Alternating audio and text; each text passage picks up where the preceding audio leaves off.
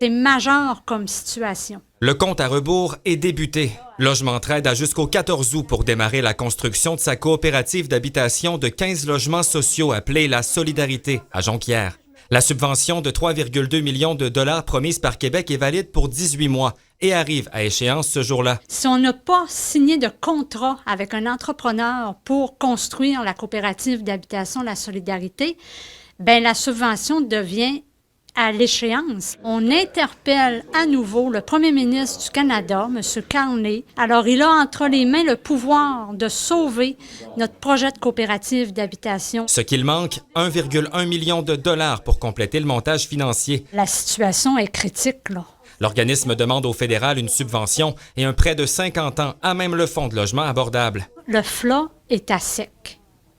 Fait que si le FLA est à sec, ça veut dire l'argent qu'on a besoin, le prêt et la subvention, il faut aller la chercher à quelque part. S'il est à sec, on ne l'a pas, l'argent.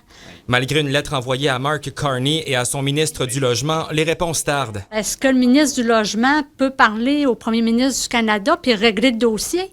Ça se peut, ça. Quand il y a de la volonté politique, puis un brin d'humanité, là, je pense qu'on peut y arriver, là. Depuis 2013, Logement Trade a mené 22 actions collectives, récolté 520 000 dollars et réuni 5 600 signataires. C'est pas un projet individuel, là. Alors, c'est porté par la collectivité. La ville de Saguenay a aussi cédé un terrain, un congé de taxes de 10 ans et 564 000 dollars d'aide financière. C'est sur ce terrain offert par la ville de Saguenay que le projet doit voir le jour. Toutefois, sans engagement rapide du fédéral, le chantier ne pourra pas débuter à temps. La ville donne 564 000.